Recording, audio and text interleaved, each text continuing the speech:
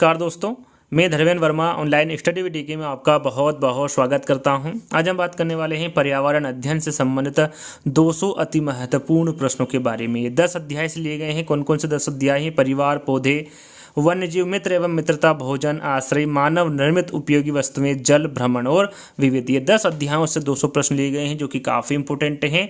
चाहे वो CTET exam हो, यूपी टेट हो, सुपर टेट या फिर अन्य टेट एग्जाम हो, ये सभी चैप्टर आपको पर्यावरण अध्ययन में देखने को मिलेंगे। तो ये सभी के लिए इंपॉर्टेंट है, तो आपको स्किप नहीं करना है, वीडियो को पूरा देखना है और अंत में हमें जरूर बताना है कि आज का वीडियो आपको कैसा लगा। शुरुआत करते हैं। आज का पहला प्रश्न है हमारा, नल के पानी में कौन सा रसायन होता है? जो नल का पानी होता है उसमें कौन सा रसायन होता है पूछा गया है। चाहे तो आप यहाँ पर आपका आकलन भी कर सकते हैं। इन 200 प्रश्न में आप कितने नंबर ला रहे हैं तो ये भी आप यहाँ पर आपका आकलन कर सकते हैं। प्रश्न और 4 विकल्प पढ़ो, तब तक आप आंसर अपनी कॉपी में या फिर कमेंट्स के माध्यम से दे सकते हैं। यहाँ पर नल के पानी में कौन सा रसायन होता है पूछा गया है। क्रोमियम है, क्लोरीन है, फ्लोरीन है या फिर बेरियम है। तो राइट आंसर आपका क्या होगा यहाँ पर? क्लोरीन। याद रखिएगा, नल के पानी में कौन सा रसायन होता है? क्लोरीन होता है।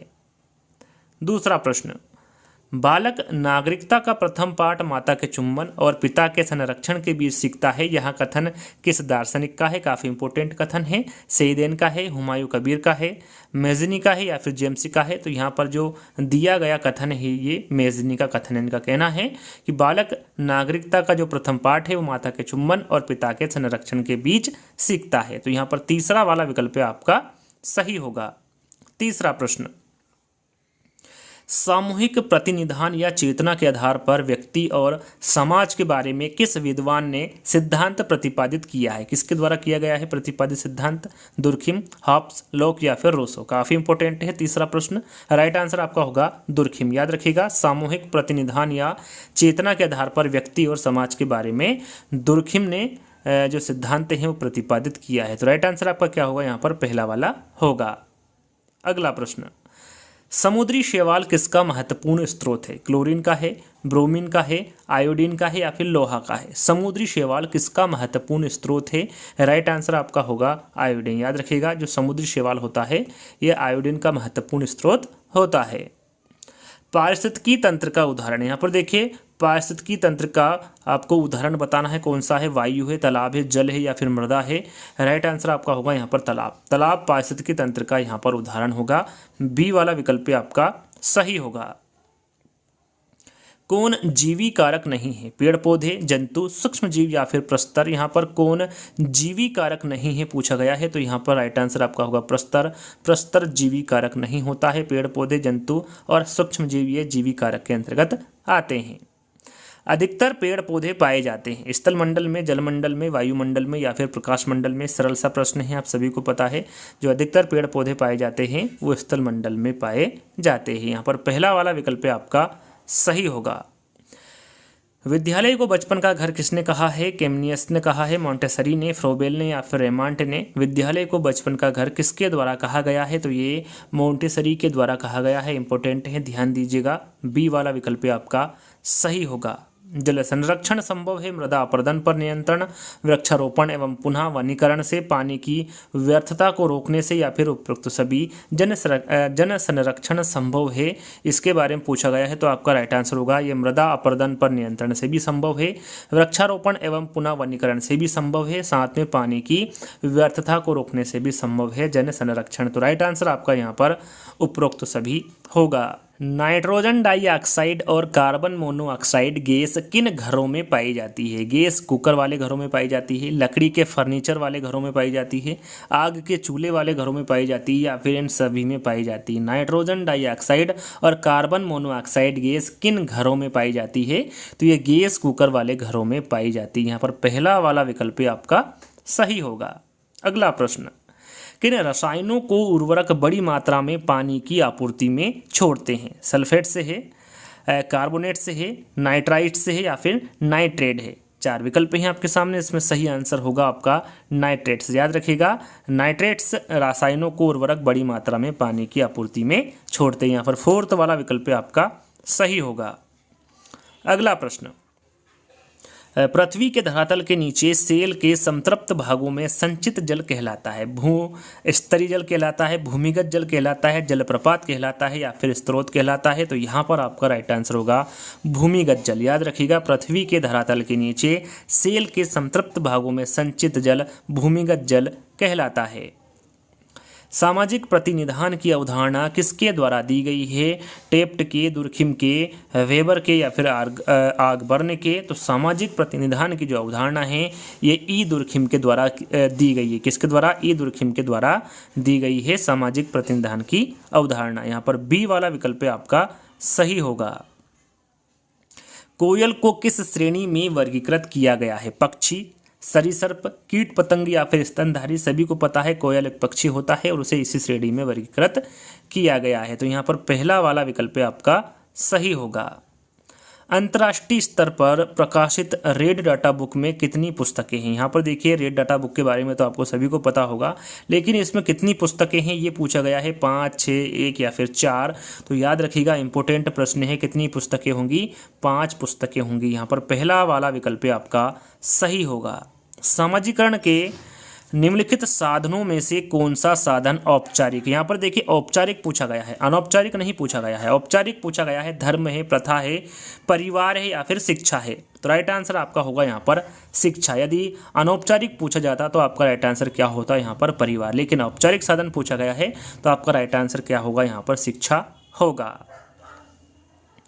समाज में बालक का सम्मान उसकी किस परंपरा के आधार पर होता है? नैतिक, धार्मिक, सामाजिक या फिर पारिवारिक? तो यहाँ पर आपका राइट आंसर होगा पारिवारिक। याद रखिएगा, समाज में बालक का सम्मान उसकी पारिवारिक परंपरा के आधार पर होता है। यहाँ पर 4th वाला विकल्प आपका सही होगा। उदासीन घोल का पीएच मान होता है। यहाँ पर देखिए, उदासीन घोल का पीएच मान पूछा गया है। 7 से कम होता है, 7 से अधिक होता है, 7 होता है या फिर 14 होता है? तो याद रखिएगा, हमेशा जो उदासीन घोल का पीएच मान होता है वो कितना होता है? 7 होता है। यहाँ पर सी वाला विकल्प आपका सही होगा। अखबार में कौन सा विषैला तत्व होता है? यहाँ पर विषैला तत्व आपको बताना है। अखबार में कौन सा होता है? सीसा होता है, पारा होता है, मैग्नीज होता है या फिर कैडमियम होता है? अखबार में कौन सा विषैला तत्व होता है? राइट आंसर आपका होगा यहाँ पर सीसा। कौन सा विषैला तत्व होता है अखबार में? शीशा होता है। शुद्ध जल होता है, शुद्ध जल कैसा होता है? थोड़ा अम्लीय होता है, थोड़ा क्षारीय होता है, ऑक्सीजन रहित होता है या फिर पूर्णतः उदासीन होता है? शुद्ध जल कैसा होता है पूछा गया है। तो याद रखिएगा, ये थोड़ा अम्लीय होता है शुद्ध जल। तो यहाँ पर पहला वाला विकल्प आपका सही होगा। पानी में से अशुद्धि, दही से मक्खन, गेहूं से छोटे कंकड़ आदि को अलग करने की क्रिया को कहते हैं? क्या कहते हैं? मिश्रण कहते हैं, पृथक्करण कहते हैं, छानना कहते हैं या फिर उदर्वपातन कहते हैं? यहाँ पर देखिए, पानी में से अशुद्धि, दही से मक्खन और गेहूं से छोटे कंकड़ को अलग किया जा रहा है, यानी कि पृथक किया जा रहा है। तो इस क्रिया को क्या कहेंगे? पृथक्करण कहेंगे। यहाँ पर बी वाला विकल्प आपका सही होगा। निम्नलिखित में से कौन स्वस्थ अस्थियों के लिए आवश्यक है? प्रश्न को दोहरा लेते हैं। निम्नलिखित में से कौन स्वस्थ अस्थियों के लिए आवश्यक है? पोटेशियम एवं विटामिन के, कैल्शियम एवं विटामिन ई, कैल्शियम एवं विटामिन सी या फिर कैल्शियम एवं विटामिन डी? तो यहाँ पर आपका राइट आंसर होगा कैल्शियम एवं विटामिन डी। ये स्वस्थ अस्थियों के लिए आवश्यक है। अगला प्रश्न, जलीय जंतुओं में श्वसन होता है, किसके द्वारा होता है? फेफड़ों द्वारा होता है, फुसफुस द्वारा होता है, वायुकोश द्वारा होता है या फिर गलफड़ों द्वारा होता है? काफ़ी इंपॉर्टेंट और काफ़ी सरल है। आप सभी को पता होगा कि जो जलीय जंतुओं का श्वसन होता है वो गलफड़ों के द्वारा होता है। किसके द्वारा होता है? गलफड़ों द्वारा होता है। अगला प्रश्न, नीचे दिए गए सभी जानवरों में से निम्नलिखित में से कौन सी विशेषता पाई जाती है? यहाँ पर देखिए, कौन सी विशेषता पाई जाती है ये आपको बताना है। छिपकली, गोरैया, कछुआ और सांप, इनमें कौन सी समानता पाई जाती है कह सकते हैं, या फिर कौन सी विशेषता है जो पाई जाती है कि ये सभी अंडे देते हैं, उनके शरीर सल्क से ढके होते हैं, वे जहरीले होते हैं या फिर वे भूमि एवं जल दोनों में रह सकते हैं? तो छिपकली, गोरैया, कछुआ और सांप के बारे में बताना है। तो छिपकली, गोरैया, कछुआ और सांप ये चारों ही अंडे देते हैं, ये समानता होती है या फिर ये विशेषता होती है। तो राइट आंसर आपका यहाँ पर पहला वाला होगा। अगला प्रश्न, एक से अधिक जातियों का समूह जो किसी स्थान पर रहता है उसे क्या कहते हैं? जैव विविधता कहते हैं, जैव समुदाय कहते हैं, पारितंत्र कहते हैं या फिर जैव समुच्चय कहते हैं। तो याद रखिएगा 25वें का आंसर होगा जैव समुदाय। एक से अधिक जातियों का समूह जो किसी स्थान पर रहता है उसे जैव समुदाय कहते हैं। रेन बसेरा है, अनाथ लोगों के लिए उपलब्ध निवास है, गर्म स्थानों से ठंडे स्थानों पर जाना है, ठंडे स्थानों से गर्म स्थानों पर जाना है या फिर आपातकालीन स्थिति में सुरक्षित स्थानों पर अस्थायी बस्तियां हैं। तो रेन बसेरा के बारे में पूछा गया है, तो ये आपातकालीन स्थिति में सुरक्षित स्थानों पर अस्थायी बस्तियां होती हैं। फोर्थ वाला विकल्प आपका सही होगा। अगला प्रश्न, भारत में स्थापित होने वाला पहला राष्ट्रीय उद्यान कौन सा है? कार्बेट राष्ट्रीय उद्यान है, वेलवादा राष्ट्रीय उद्यान है, पेरियार राष्ट्रीय उद्यान है या फिर बांदीपुर राष्ट्रीय उद्यान है। भारत में स्थापित होने वाला पहला राष्ट्रीय उद्यान कौन सा है? सरल सा, काफ़ी इंपॉर्टेंट है, सभी को इसका आंसर पता है कि ये कार्बेट राष्ट्रीय उद्यान है जो कि भारत में स्थापित होने वाला पहला राष्ट्रीय उद्यान है। घरों में साज सज्जा की सामग्री में रखे कृत्रिम पारितंत्र को कहते हैं? हर्बेरियम कहते हैं, एक्वेरियम कहते हैं, हाइड्रोपोनिक्स कहते हैं या फिर वीडियोकॉन कहते हैं। घरों में साज सज्जा की सामग्री में रखे कृत्रिम पारितंत्र को क्या कहते हैं? तो इसे एक्वेरियम कहते हैं। क्या कहेंगे? इसे एक्वेरियम कहेंगे। भारत के अधिकांश वन्य जीव संरक्षित क्षेत्र से घिरे हुए हैं। घने जंगलों से हैं, नदियों एवं झीलों से हैं, मानवीय बस्तियों से हैं या फिर पर्वत एवं पहाड़ियों से हैं। प्रश्न को ध्यान से पढ़ना है। प्रश्न में पूछा गया है कि भारत के अधिकांश वन्यजीव संरक्षित क्षेत्र किससे घिरे हुए हैं? तो ये मानव बस्तियों से घिरे हुए हैं। यहाँ पर तीसरा वाला विकल्प आपका सही होगा। अगला प्रश्न, निम्न में से कौन सर्वाधिक उत्पादक पारिस्थितिकी तंत्र हैं? उष्णकटिबंधीय वर्षा वन है, टुंड्रा है, सवाना है या फिर मरुस्थल है। तो यहाँ पर आपका राइट आंसर होगा उष्णकटिबंधीय वर्षा वन। याद रखिएगा ये सर्वाधिक उत्पादक पारिस्थितिकी तंत्र है। तो यहाँ पर पहला वाला विकल्प आपका सही होगा। भारत में सदाबहार वन पाए जाते हैं गंगा के मैदान में, छोटा नागपुर पठार पर, पश्चिमी घाट के पश्चिमी ढालों पर या फिर मालवा पठार पर। राइट आंसर आपका यहाँ पर होगा पश्चिमी घाट के पश्चिमी ढालों पर भारत में सदाबहार वन पाए जाते हैं। यहाँ पर तीसरा वाला विकल्प आपका सही होगा। मरुस्थलीकरण से भूमि की उत्पादन क्षमता में होता है समवृद्धि, ह्रास या फिर अनियमितता। तो यहाँ पर आपका राइट आंसर होगा ह्रास। मरुस्थली से भूमि की उत्पादन क्षमता में क्या होता है? ह्रास होता है। यहाँ पर तीसरा वाला विकल्प आपका सही होगा। जलीय पौधे कार्बन डाइऑक्साइड का अवशोषण करते हैं, सीधे वातावरण से करते हैं, जल से करते हैं, कैल्शियम कार्बोनेट से करते हैं या फिर इनमें से कोई नहीं। तो यहाँ पर आपका राइट आंसर होगा जल से। जलीय पौधे कार्बन डाइऑक्साइड का जो अवशोषण करते हैं वो किससे करेंगे? जल से करेंगे। अगला प्रश्न, बीज अंकुरण की अवधारणा को इस तरह सबसे बेहतर तरीके से पढ़ाया जा सकता है। यहाँ पर पूछा गया है किस तरह से सबसे बेहतर तरीके से पढ़ाया जा सकता है बीज अंकुरण की अवधारणा को? बीज बोने अंकुरण के विभिन्न चरणों का अवलोकन करने और उनका चित्र बनाने की गतिविधि को बच्चों को निष्पादित करने के लिए कहना, अंकुरित बीजों की फोटो दिखाना, कक्षा में अंकुरित बीजों को दिखाना और अंकुरण की प्रक्रिया को स्पष्ट करना या फिर बोर्ड पर चित्र बनाते हुए अंकुरण के चरणों को प्रदर्शित करना। यहाँ पर आपको बीज अंकुरण की अवधारणा के बारे में आपको बताना है कि इसे किस तरह आप सबसे बेहतर तरीके से पढ़ा सकते हैं। तो राइट आंसर आपका होगा बीज बोने अंकुरण के विभिन्न चरणों का अवलोकन करने और उनका चित्र बनाने की गतिविधि को बच्चों को निष्पादित करने के लिए कहना। यहाँ पर पहला वाला विकल्प आपका सही होगा। अगला प्रश्न, कौन सा सिद्धांत व्यक्ति और समाज से संबंधित नहीं है? प्रश्न को ध्यान से पढ़ना है। कौन सा सिद्धांत है जो व्यक्ति और समाज से संबंधित नहीं है? सामाजिक अनुबंध सिद्धांत है, सामाजिक समझौता सिद्धांत है, मार्क्सवादी सिद्धांत है या फिर सामूहिक मन का सिद्धांत है? तो यहाँ पर आपका राइट आंसर होगा मार्क्सवादी सिद्धांत। जो मार्क्सवादी सिद्धांत हैं ये व्यक्ति और समाज से संबंधित नहीं है, बाकी ए, बी और डी ये जो तीनों विकल्प हैं ये व्यक्ति और समाज से संबंधित सिद्धांत होते हैं। तो तीसरा वाला विकल्प आपका सही होगा। अगला प्रश्न, परिवार का मनोवैज्ञानिक वातावरण बालक की मानसिक क्षमताओं को दृढ़ करने के लिए कब तक परम आवश्यक है? 3 से 4 वर्षों तक है, 5 से 6 वर्षों तक है, 7 से 8 वर्षों तक है या फिर 2 से 3 वर्षों तक है, तो ये रहेगा हमारा 5 से 6 वर्षों तक। याद रखिएगा, परिवार का मनोवैज्ञानिक वातावरण बालक की मानसिक क्षमताओं को दृढ़ करने के लिए जो परम आवश्यक होगा वो 5 से 6 वर्षों तक होगा।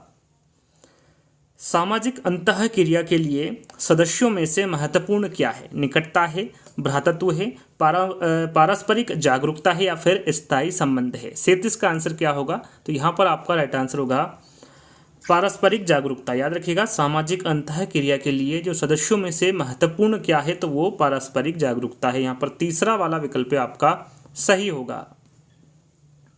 माता के पास सत्ता वाला परिवार, देखिए माता के पास सत्ता वाला परिवार उसे क्या कहेंगे आप? मातृ सत्तात्मक, पितृ सत्तात्मक, पितृवंशी या फिर पितृ स्थानीय। तो आपका यहाँ पर राइट आंसर होगा मातृ सत्तात्मक। माता के पास सत्ता वाला परिवार मातृ सत्तात्मक और पिता के पास सत्ता वाला परिवार पितृ सत्तात्मक परिवार होगा। तो यहाँ पर माता के पास पूछा गया है, तो आपको पहला वाला राइट आंसर होगा।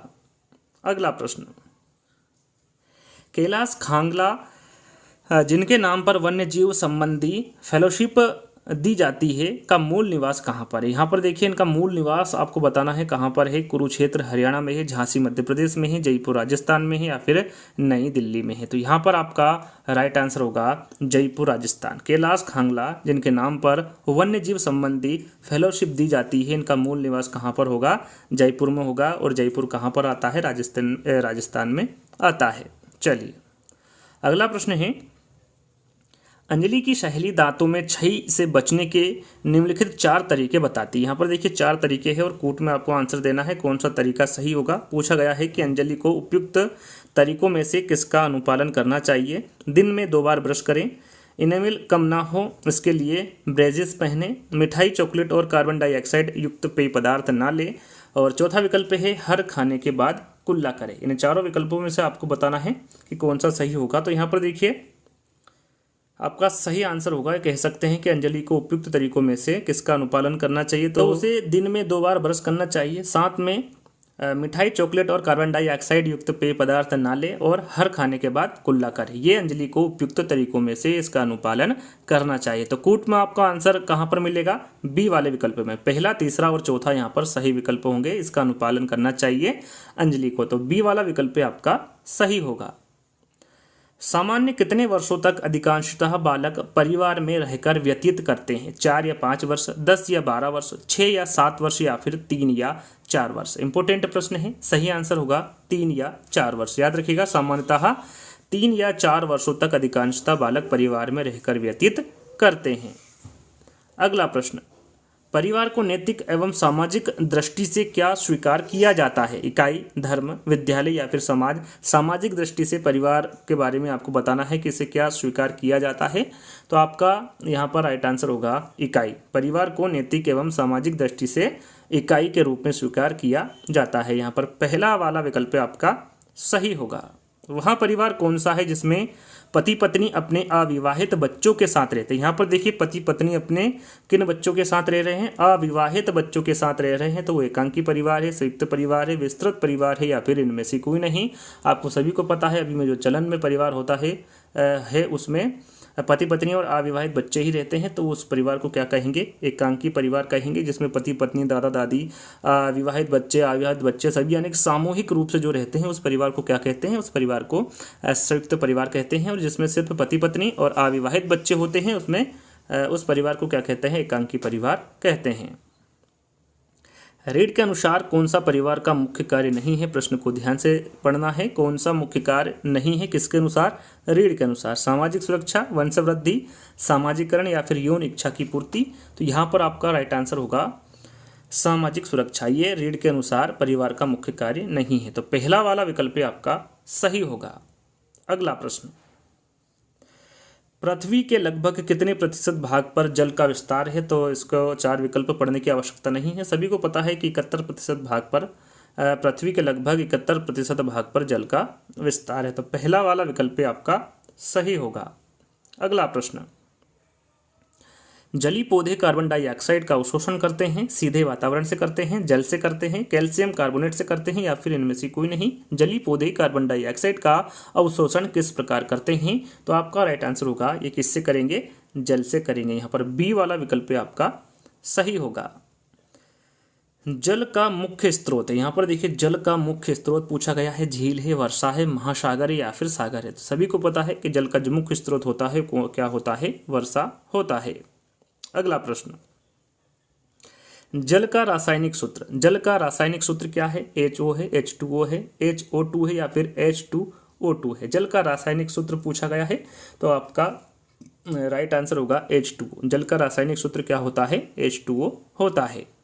अगला प्रश्न, पीने के पानी की कमी को दूर करने के लिए अब इस स्रोत की अभिशंसा की गई है। कौन से स्रोत की अभिशंसा की गई है, भूजल की, नदियों के जल की, वर्षा जल की या फिर समुद्री जल की। तो यहाँ पर राइट आंसर होगा आपका भूजल की। याद रखिएगा, पीने के पानी की कमी को दूर करने के लिए जो भूजल है इस स्रोत की अभिशंसा की गई है। तो यहाँ पर पहला वाला विकल्प आपका सही होगा।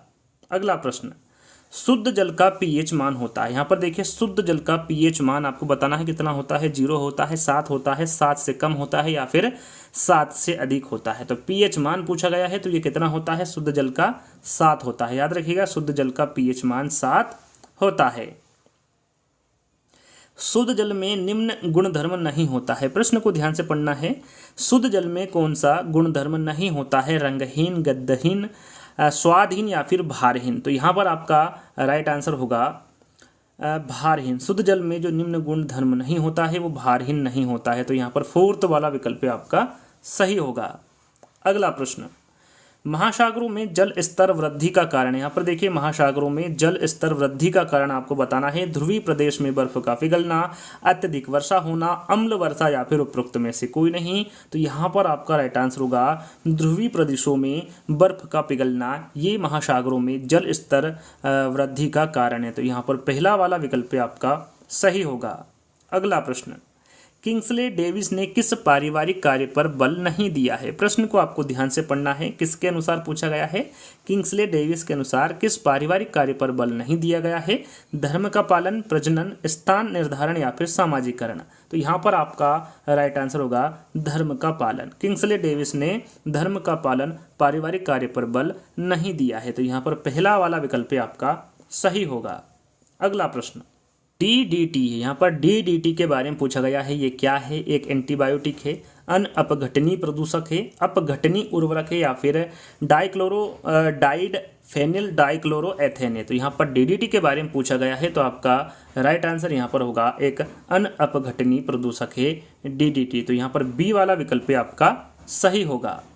अगला प्रश्न, खेल वहाँ है जो कुछ हम करते हैं जबकि हम अपनी इच्छा अनुसार करने को स्वतंत्र होते हैं। जो प्रस्तुत कथन है ये किसका है, ग्लुक का है, रसेल का है, थॉमसन का है या फिर हरलॉक का है। तो यहाँ पर जो दिया गया जो कथन है ये ग्लुक का कथन है। याद रखिएगा दिया गया कथन किसका होगा, ग्लुक का होगा। अगला प्रश्न, खेल की विशेषता। यहाँ पर देखिए खेल की विशेषता के बारे में पूछा गया है। यहाँ एक जन्मजात प्रवृत्ति है, यहाँ एक आनंददायक प्रवृत्ति है, यहाँ एक रचनात्मक प्रवृत्ति है या फिर उपरोक्त तो सभी विशेषताएं हैं। तो खेल की जो विशेषताएं हैं वो सभी होगा। यहाँ एक जन्मजात प्रवृत्ति भी है, यहाँ एक आनंददायक प्रवृत्ति भी है और यहाँ एक रचनात्मक प्रवृत्ति भी है। तो राइट आंसर आपका उपरोक्त सभी विशेषताएं होगा। अगला खेल के विषय में सत्य कथन आपको यहाँ पर बताना है। खेल के विषय में कौन सा कथन सत्य है, खेल प्रशंसा अर्जित करने का साधन है, खेल धन अर्जित करने का साधन है, खेल अपने आप में साध्य है, साधन नहीं, या फिर उपरोक्त सभी कथन असत्य। यहाँ पर सत्य कथन पूछा गया है तो खेल अपने आप में साध्य है, साधन नहीं। यहाँ पर जो दिया गया कथन है ये सत्य है, खेल से संबंधित। तो यहाँ पर तीसरा वाला विकल्प आपका सही होगा। खेल तथा कार्य में अंतर होता है, स्वतंत्रता संबंधित होता है, नियम संबंधित होता है, लक्ष्य संबंधित होता है या फिर उपरोक्त सभी। तो यहाँ पर आपका राइट आंसर होगा जो खेल तथा कार्य में अंतर होता है वो स्वतंत्रता संबंधी भी होता है, नियम संबंधी भी होता है और लक्ष्य संबंधी भी होता है। तो राइट आंसर आपका उपरोक्त सभी होगा। अगला प्रश्न, खेल तथा कार्य में अंतर। यहाँ पर देखिए खेल तथा कार्य में आपको अंतर बताना है। खेल का कोई लक्ष्य नहीं होता है जबकि कार्य में लक्ष्य निर्धारित होता है। तो पहला वाला हमारा सही होगा, खेल तथा कार्य में सही अंतर है पहले वाले विकल्प में। खेल आंतरिक प्रेरणा से होता है जबकि कार्य बाहरी प्रलोभन से होता है, बी वाला विकल्प भी आपका सही होगा। खेल में परिणाम गुण होता है जबकि कार्य में परिणाम पर ही अधिक बल दिया जाता है। तो यहाँ पर तीसरा वाला विकल्प भी सही होगा, यानी कि खेल तथा कार्य में तीनों ही अंतर होते हैं। तो राइट आंसर आपका यहाँ पर उपरोक्त सभी में अंतर है। तो यहाँ पर फोर्थ वाला विकल्प आपका सही होगा। अगला प्रश्न, बाल विकास के दृष्टिकोण से खेल का महत्व है। शारीरिक एवं मानसिक विकास में सहायक होता है, संवेगात्मक एवं सामाजिक विकास में सहायक होता है, नैतिक एवं चारित्रिक विकास में सहायक है या फिर उपरोक्त सभी रूपों में महत्वपूर्ण है। बाल विकास के दृष्टिकोण से खेल का महत्व आपको बताना है। राइट आंसर आपका होगा उपरोक्त सभी रूपों में महत्वपूर्ण है। यहाँ पर फोर्थ वाला विकल्प आपका सही होगा। अगला प्रश्न, परिवार की उत्पत्ति के उद्विकासी सिद्धांत का समर्थक है। यहाँ पर देखिए उद्विकासी सिद्धांत का समर्थक कौन है, इसके बारे में पूछा गया है। परिवार की उत्पत्ति के टाइलर है, फ्रेजर है, स्पेंसर है या फिर मॉर्गन है। तो यहाँ पर आपका राइट आंसर होगा फ्रेजर। याद रखिएगा, इंपॉर्टेंट प्रश्न है। परिवार की उत्पत्ति के उद्विकासी सिद्धांत का समर्थक फ्रेजर है। यहाँ पर बी वाला विकल्प आपका सही होगा। अगला प्रश्न, उत्तराधिकार का वह नियम जिसमें सदस्य जन्म से ही पारिवारिक संपत्ति का अधिकारी बन जाता है वहाँ होता है। प्रश्न को ध्यान से पढ़ना है। उत्तराधिकारी का वह नियम जिसमें सदस्य जन्म से ही पारिवारिक संपत्ति का अधिकारी बन जाता है वहाँ होता है दाएं भाग, मिताक्षरा, सहपिंड या फिर सगोत्र। तो वो होता है मिताक्षरा। याद रखिएगा, इंपॉर्टेंट प्रश्न है, पूछा जाता है। उत्तराधिकारी का वह नियम जिसमें सदस्य जन्म से ही पारिवारिक संपत्ति का अधिकारी बन जाता है वह मिताक्षरा होता है। बी वाला विकल्प आपका सही होगा। समाज का निर्माता किसे माना जाता है, गांव, शहर, देश या फिर व्यक्ति को। सरल सा प्रश्न है, आप सभी को पता है कि जो समाज का निर्माता माना जाता है वो व्यक्ति को माना जाता है। अगला प्रश्न, किस राष्ट्रीय उद्यान को पूर्व में हेली राष्ट्रीय उद्यान कहा जाता है? वो कौन सा राष्ट्रीय उद्यान है जिसे पूर्व में हेली राष्ट्रीय उद्यान कहा जाता है? सभी को पता है। जिम कॉर्बेट राष्ट्रीय उद्यान है, राजाजी राष्ट्रीय उद्यान है, दूधवा राष्ट्रीय उद्यान है या फिर इनमें से कोई नहीं। तो ये जिम कॉर्बेट राष्ट्रीय उद्यान है जो कि भारत का प्रथम राष्ट्रीय उद्यान है और इसके बारे में आपको सभी को पता होगा। पहला वाला विकल्प आपका सही होगा। हमारे राज्य यानी कि राजस्थान का पक्षी अभ्यारण्य किस जिले में स्थित है? यहाँ पर राजस्थान का पक्षी अभ्यारण्य किस जिले में स्थित है पूछा गया है। सवाई माधोपुर में है, अलवर में है, भरतपुर में है या फिर उदयपुर में है। तो यहाँ पर आपका राइट आंसर होगा भरतपुर में। राजस्थान का जो पक्षी अभ्यारण्य है वो भरतपुर जिले में स्थित है। यहाँ पर तीसरा वाला विकल्प आपका सही होगा।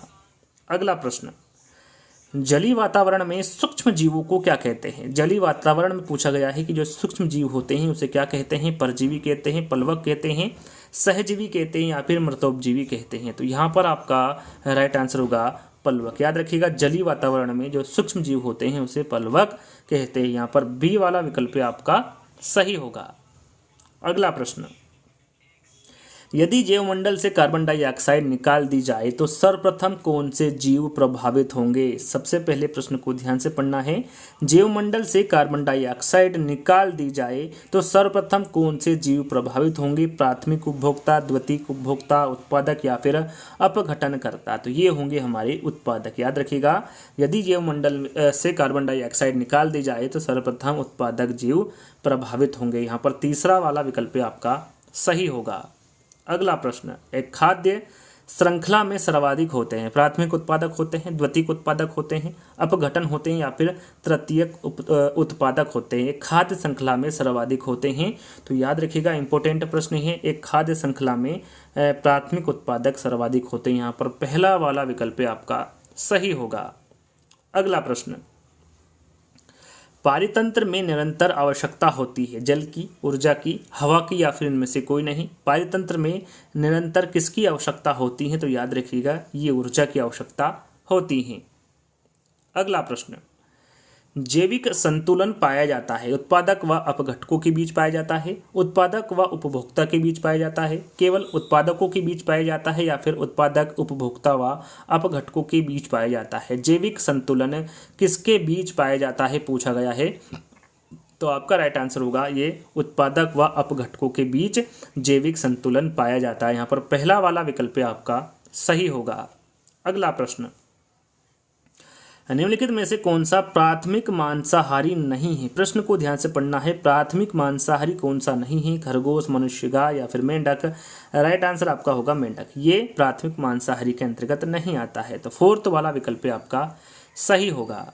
अगला प्रश्न, मिताक्षरा नियम के प्रवर्तक है, इंपॉर्टेंट है, एग्जाम में पूछा गया प्रश्न है। ज्ञानेश्वर है, विज्ञानेश्वर है, वात्स्यायन है या फिर याज्ञवल्क्य है। तो याद रखिएगा, जो मिताक्षरा नियम के प्रवर्तक होंगे वो विज्ञानेश्वर होंगे। यहाँ पर बी वाला विकल्प आपका सही होगा। कहीं कहीं जो ज्ञानेश्वर भी लिखा हुआ है, लेकिन आपका जो सही आंसर होगा वो विज्ञानेश्वर होगा। मिताक्षरा नियम के जो प्रवर्तक होंगे वो विज्ञानेश्वर ही होंगे। तो बी वाला विकल्प आपका सही होगा।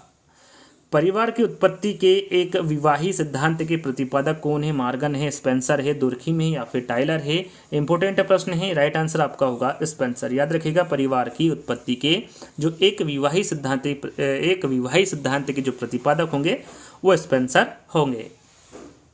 अगला प्रश्न, परिवार शिक्षा का सर्वोत्तम स्थान और बालक का प्रथम विद्यालय है, यहाँ किसके द्वारा कहा गया? पेस्टालोजी, मैजनी, बोगार्ट्स या फिर काम्टे? तो यहाँ पर आपका राइट आंसर होगा पेस्टालोजी। याद रखिएगा, परिवार शिक्षा का सर्वोत्तम स्थान और बालक का प्रथम विद्यालय यहाँ पेस्टालोजी के द्वारा कहा गया।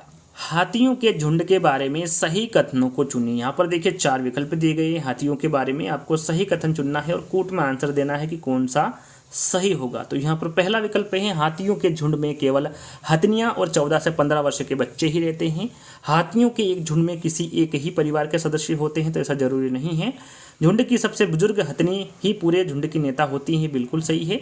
एक झुंड में हथनियों और बच्चों की संख्या कितनी भी हो सकती है, तो ऐसा बिल्कुल भी नहीं है। तो यहाँ पर देखिए सही कथन पूछा गया था, तो पहला और तीसरा यानी कि ए और सी यहाँ पर सही कथन होगा हाथियों के झुंड के बारे में। तो राइट आंसर हमारा यहाँ पर क्या होगा? यहाँ पर तीसरा वाला होगा। इसमें ए तथा सी दे रखा है और यही हमारा सही आंसर होगा। तो सी वाला विकल्प आपका यहाँ पर सही होगा। अगला प्रश्न, पंखुड़ियों के अंदर फूल के बीज में कुछ पतली पाउडर जैसी रचना दिखाई देती है, जिसे क्या कहते हैं? इसे क्या कहते हैं? वर्तिकाग्र कहते हैं, परागकोश कहते हैं, पराग कहते हैं या फिर मूलांकुर कहते हैं? तो यहाँ पर आपका राइट आंसर होगा पराग। पंखुड़ियों के अंदर फूल के बीज में कुछ पतली पाउडर जैसी रचना दिखाई देती है, उसे पराग कहते हैं। यहाँ पर तीसरा वाला विकल्प आपका सही होगा। पक्षी अपनी गर्दन बहुत अधिक हिलाते हैं, इसका उदाहरण है। इसका उदाहरण क्या है? उनके कान पंखों से ढके होते हैं, उड़ सकते हैं, पक्षियों की आंखों की पुतली घूम नहीं सकती या फिर पक्षियों की आंखें छोटी होती हैं। तो पक्षी अपनी गर्दन बहुत अधिक हिलाते हैं, इसका कारण है कि पक्षियों की आंखों की पुतली घूम नहीं सकती, इसलिए पक्षी अपनी गर्दन बहुत अधिक हिलाते हैं। तो यहाँ पर तीसरा वाला विकल्प आपका सही होगा। एक किसान दानों को भूसे से अलग करना चाहता है, जिस प्रक्रिया से यहाँ किया जा सकता है वहाँ कहलाती है। वहाँ क्या कहलाती है? फसल की कटाई, हस्तचयन, थ्रेशिंग या फिर ओसाई? तो यहाँ क्या कहलाती है? तो यहाँ थ्रेशिंग कहलाती है। याद रखिएगा, एक किसान दानों को भूसे से अलग करना चाहता है, जिसे प्रक्रिया को से यहाँ किया जा सकता है वहाँ थ्रेशिंग कहलाती है। तो यहाँ पर तीसरा वाला विकल्प आपका सही होगा। परंपरागत हिंदू परिवार का स्वरूप किस प्रकार का था? संयुक्त परिवार। देखिए यहाँ पर परंपरागत हिंदू परिवार का स्वरूप पूछा गया है, तो सभी को पता है, 4 विकल्प पढ़ने की आवश्यकता नहीं है। किस प्रकार का परिवार था? संयुक्त परिवार था। यहाँ पर पहला वाला विकल्प आपका सही होगा। अभी ज़्यादातर कौन से परिवार मिलते हैं? तो एकांकी परिवार मिलते हैं, जिसमें पति पत्नी और उनके अविवाहित बच्चे होते हैं। तो अगला प्रश्न है हमारा, हिस्टोरी ऑफ ह्यूमन मैरिज नामक जो पुस्तक है, इसके लेखक कौन है? वेस्टनमार्क है, किम्बल यंग है, ऑस्कर लेविस है या फिर किंग्सले डेविस है? तो यहाँ पर आपका राइट आंसर होगा वेस्टनमार्क। याद रखिएगा, हिस्टोरी ऑफ ह्यूमन मैरिज नामक पुस्तक के लेखक वेस्टनमार्क होंगे। यहाँ पर पहला वाला विकल्प आपका सही होगा। अगला प्रश्न, निम्नलिखित में से कौन सी सामग्री घर बनाने में काम नहीं आती है? प्रश्न को ध्यान से पढ़ना है और ध्यान से क्या पढ़ना है, 4 विकल्प पढ़ेंगे, वैसे ही आपके सामने आंसर होगा स्कूटर। स्कूटर सामग्री घर बनाने के काम में नहीं आती है। सीमेंट, लोहा और पत्थर, ये तीनों ही सामग्री घर बनाने के काम में आती है। 4th वाला विकल्प आपका सही होगा।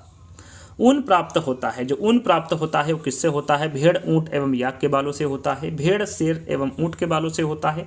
ऊंट, हाथी एवं खरगोश के बालों से होता है या फिर गाय, बकरी एवं भेड़ के बालों से ऊन प्राप्त होता है? कहाँ से प्राप्त होता है? राइट आंसर आपका होगा भेड़, ऊंट एवं याक के बालों से ऊन प्राप्त होता है। यहाँ पर पहला वाला विकल्प आपका सही होगा।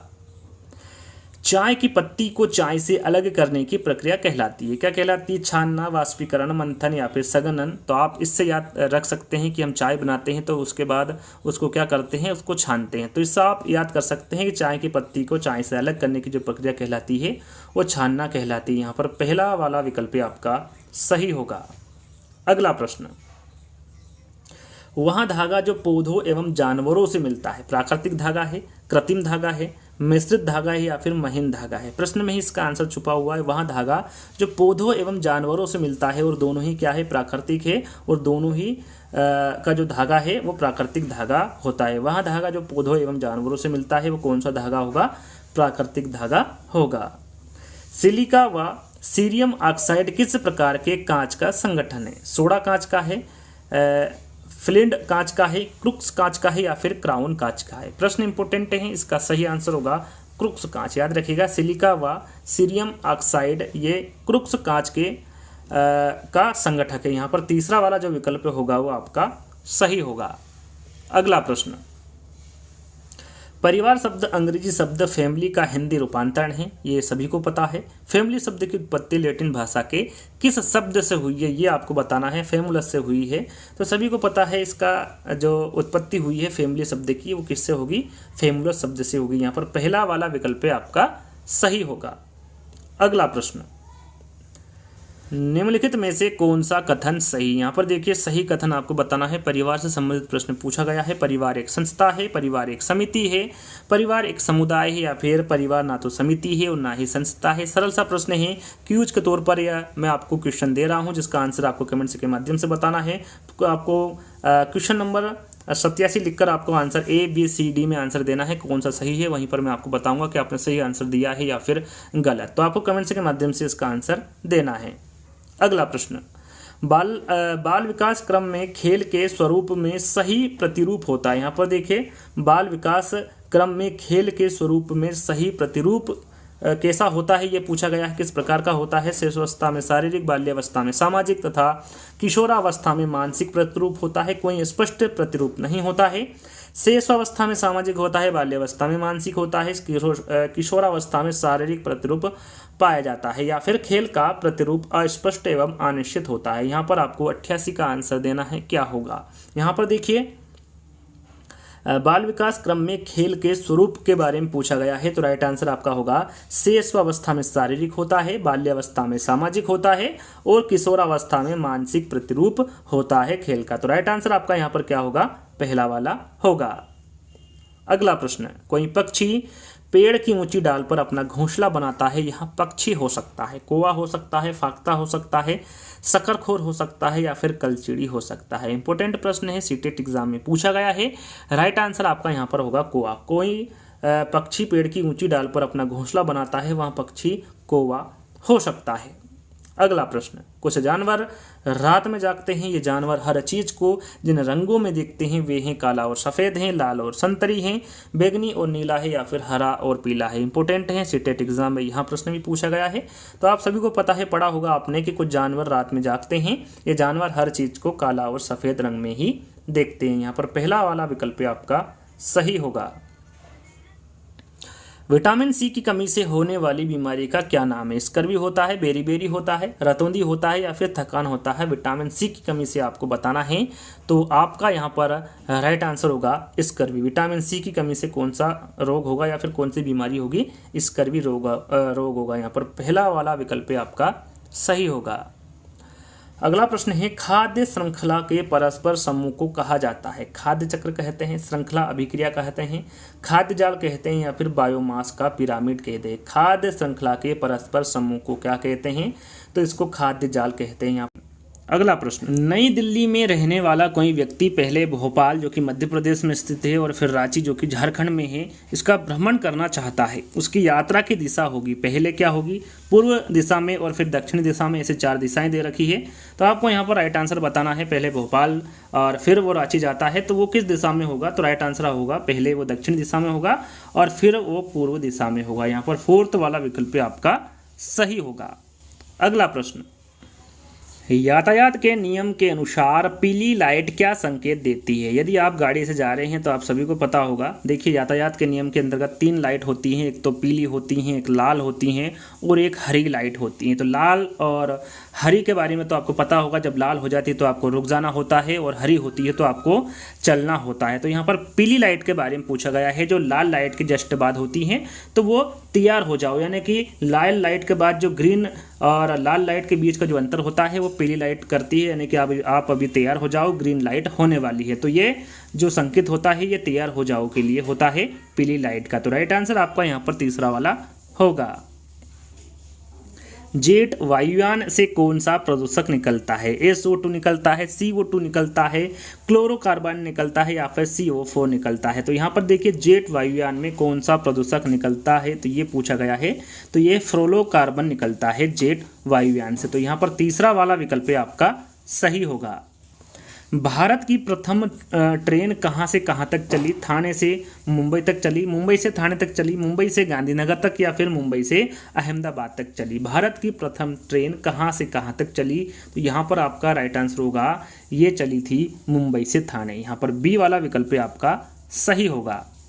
अगला प्रश्न, भारत में प्रथम रेल लाइन बिछाई गई 1982 में, 1983 में, 1953 में या फिर 1853 में? भारत में प्रथम रेल लाइन कब बिछाई गई थी? तो यहाँ पर आपका राइट आंसर होगा ये बिछाई गई थी 1853 में। याद रखिएगा, इंपॉर्टेंट प्रश्न है। भारत में प्रथम रेल लाइन 1853 में बिछाई गई थी। अगला प्रश्न, हमारे देश में सबसे लंबा राष्ट्रीय राजमार्ग कौन सा है? NH1 है, NH7 है, NH3 है या फिर NH49 है? हमारे देश में सबसे लंबा राष्ट्रीय राजमार्ग कौन सा है? तो यहाँ पर आपका राइट आंसर होगा NH7। यहाँ पर देखिए अभी यदि प्रश्न में आ जाए कि हमारे देश में सबसे लंबा राष्ट्रीय राजमार्ग कौन सा होगा, तो वहाँ पर आपका जो राइट आंसर होगा वो NH44 होगा, क्योंकि NH7 का नाम ही बदलकर क्या हो गया है, 44 हो गया है NH। तो याद रखिएगा, यदि अब विकल्प में NH7 की जगह पर NH44 आए तो आपका राइट आंसर NH44 होगा। हमारे देश में जो सबसे लंबा राष्ट्रीय राजमार्ग होगा वो NH44 होगा। ये सीटेट एग्जाम में पूछा गया था, वहाँ से लिया गया प्रश्न है, तब NH7 था। तो सही आंसर आपका तब बी वाला NH7 होगा। लेकिन यदि अब पूछे तो आपका राइट आंसर क्या होगा, NH44। ये हमारे देश में सबसे लंबा राष्ट्रीय राजमार्ग है। तो NH44 को आपको याद रखना है।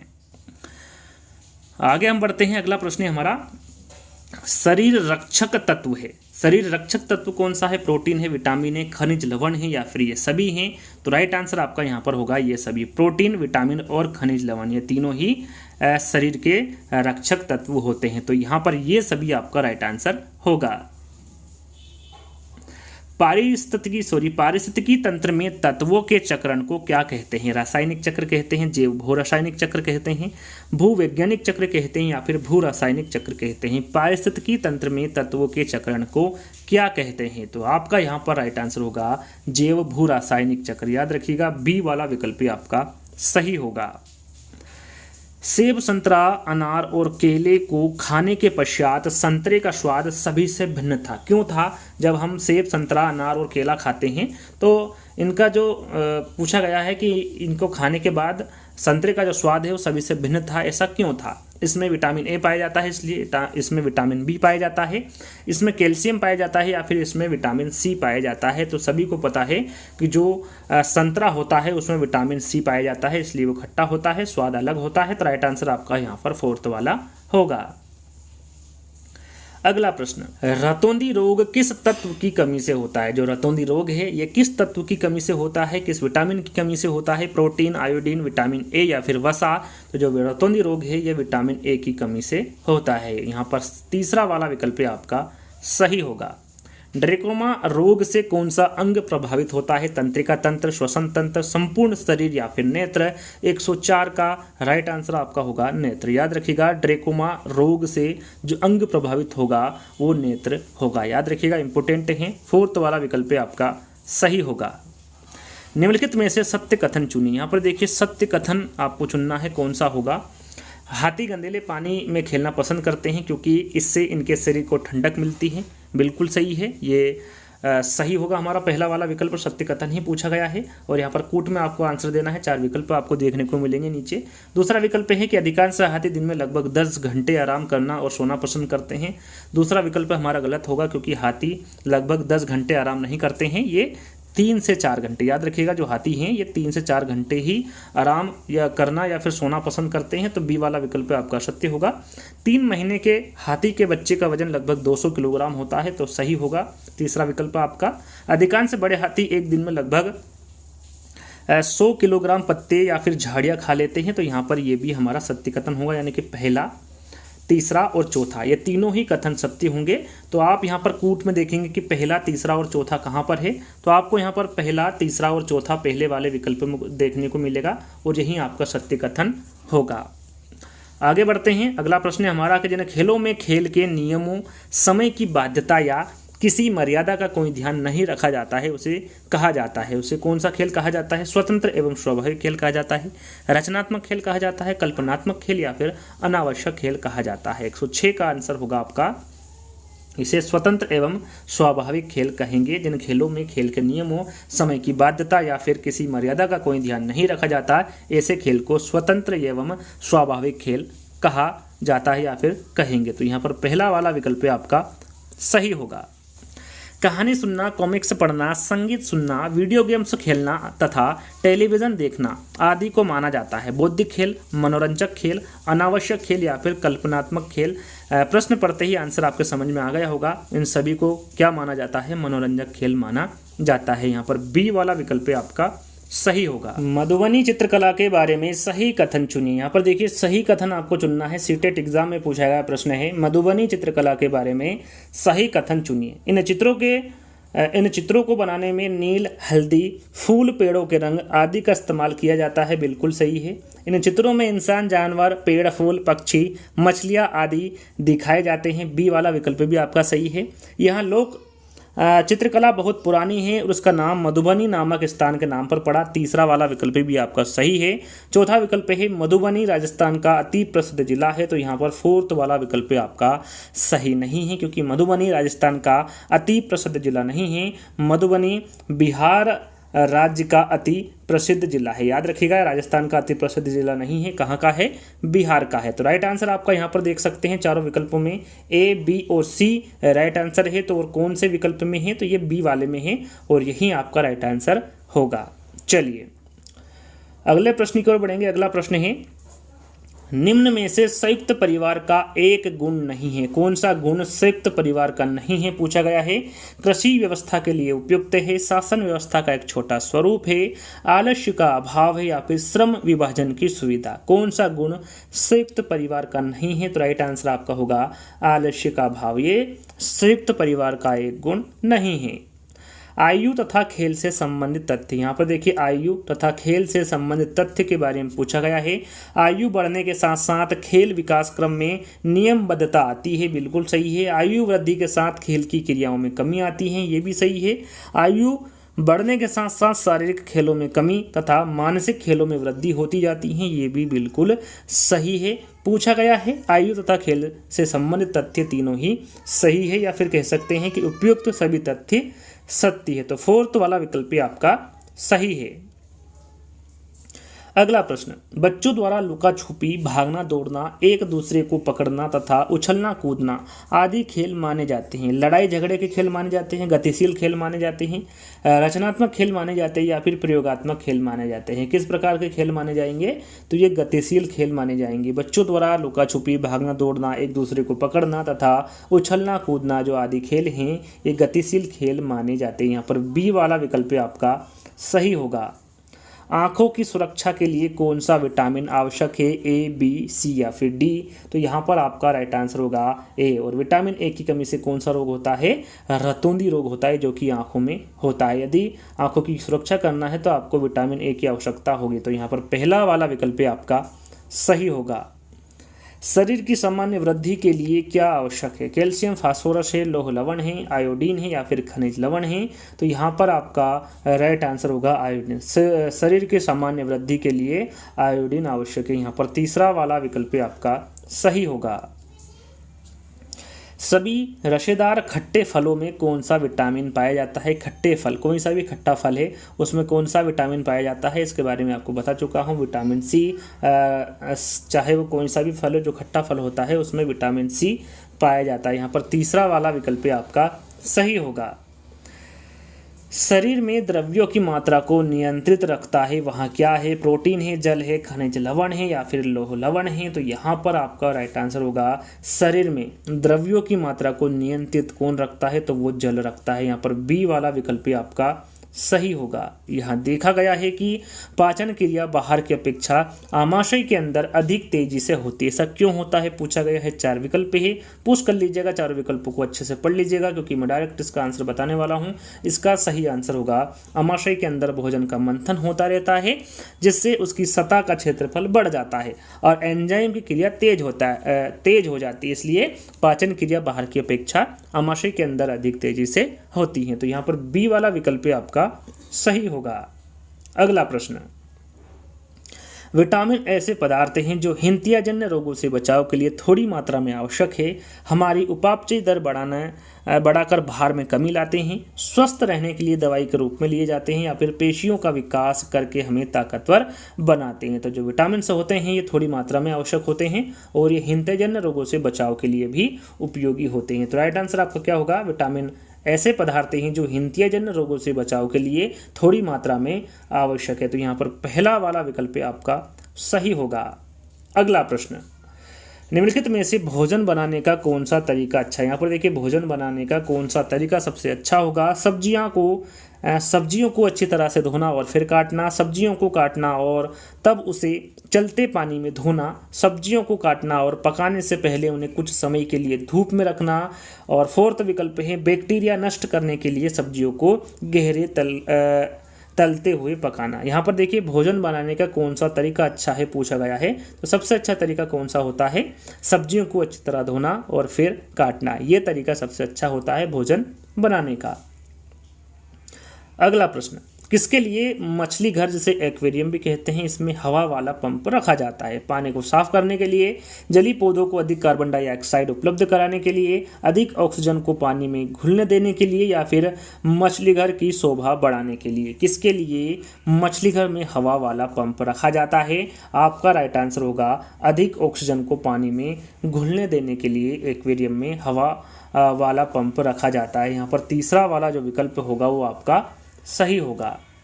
अगला प्रश्न, कोई भवन या आवास घर बन जाता है जब उसमें गेट लग जाता है, तब उसमें रंगून हो जाती है, तब व्यक्ति अथवा परिवार द्वारा रहना प्रारंभ हो जाता है तब, या फिर सजावट हो जाती है तब। तो कोई भवन या आवास घर बन जाता है जब उसमें व्यक्ति या फिर कोई परिवार रहना प्रारंभ करता है तब वो घर या फिर आवास या फिर भवन बन जाता है। तो राइट आंसर आपका क्या होगा, यहाँ पर तीसरा वाला होगा।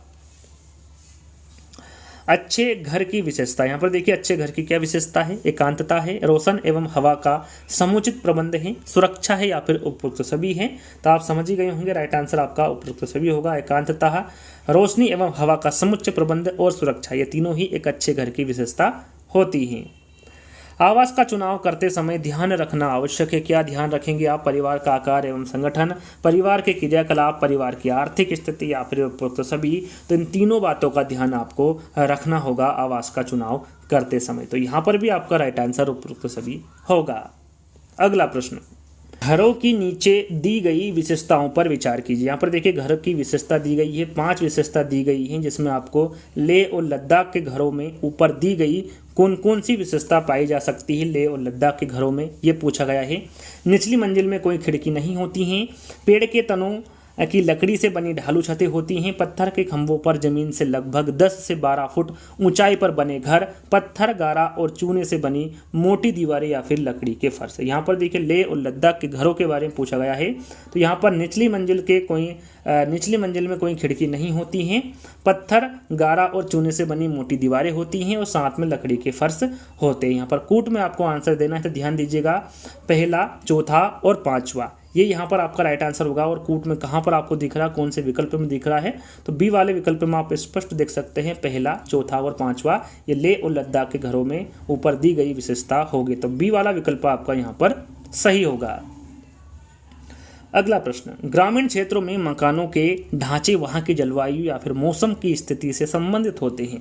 एक गांव के मकानों के लक्षण नीचे दिए गए। यहाँ पर देखिए गांव के मकानों के लक्षण दिए हुए हैं, वहां पर आपको बताना है कि यहाँ गांव किस राज्य में होना चाहिए। मकान मजबूत बांस के खंभों पर बने होते हैं, अंदर से भी मकान लकड़ी से ही बने होते हैं, मकान जमीन से लगभग 3 से 3.5 मीटर ऊंचाई पर बने होते हैं, मकानों की छतें ढालू होती हैं। यदि इस गांव में भारी वर्षा होती है तो यह गांव किस राज्य में होना चाहिए। यहाँ पर देखिए 5 यहाँ पर विशेषता दी गई है और पूछा गया है कि ये कौन से राज्य में आता है या किस गांव, यहाँ गांव किस राज्य में होना चाहिए पूछा गया है। असम, उत्तर प्रदेश, राजस्थान या फिर बिहार। तो यहाँ पर आपको 124 का आंसर बताना है और 124 का आंसर होगा यहाँ पर असम। यहाँ पर यह गांव किस राज्य में होना चाहिए, तो यहाँ पर असम राज्य में यह गांव होना चाहिए। 4-5 जो विशेषता दी गई है ये किस राज्य की होनी चाहिए, असम राज्य की होनी चाहिए। तो पहला वाला विकल्प आपका सही होगा।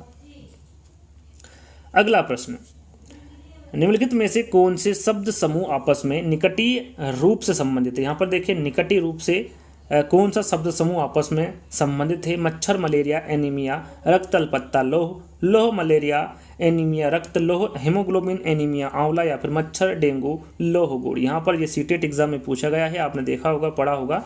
तो यहाँ पर शब्द समूह आपस में कौन सा संबंधित है निकटी रूप में, तो ये है हमारा मच्छर, मलेरिया, एनीमिया, जिसको हम रक्त अल्पत्ता भी कहते हैं, साथ में लोह। ये सभी जो शब्द समूह है ये आपस में निकटी रूप रखते हैं। तो पहला वाला जो विकल्प होगा वो आपका सही होगा। अगला प्रश्न, बौद्धिक खेल होते हैं, क्रिया प्रधान खेल होते हैं, संवेग प्रधान होते हैं, चिंतन प्रधान होते हैं या फिर इन तीनों प्रकार के खेल बौद्धिक खेल होते हैं। तो राइट आंसर आपका होगा क्रिया प्रधान खेल, संवेग प्रधान खेल, साथ में चिंतन प्रधान खेल, ये तीनों ही प्रकार के खेल बौद्धिक खेल होते हैं। तो राइट आंसर आपका यहाँ पर 4th वाला होगा। जिन परिवार में व्यक्ति जन्म लेता है उसे क्या कहते हैं। शास्त्रीय परिवार कहते हैं, जन्म का परिवार कहते हैं, जनता का परिवार कहते हैं या फिर इनमें से कोई नहीं। सरल सा प्रश्न है, जिस परिवार में व्यक्ति जन्म लेता है वो जन्म का परिवार उसे कहते हैं। तो यहाँ पर बी वाला विकल्प आपका सही होगा।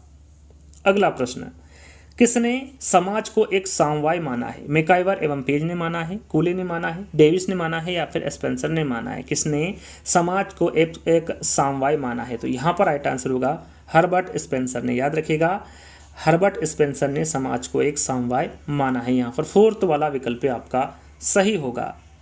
किसने कहा मनुष्य स्वभाव व आवश्यकता से एक सामाजिक प्राणी है। बाटोमोर ने, प्लेटो ने, पेरेटो ने या फिर अरस्तु ने। तो ये यहाँ पर कहा है अरस्तु ने। अरस्तु ने कहा है मनुष्य स्वभाव व आवश्यकता से एक सामाजिक प्राणी है। तो यहाँ पर डी वाला विकल्प आपका सही होगा।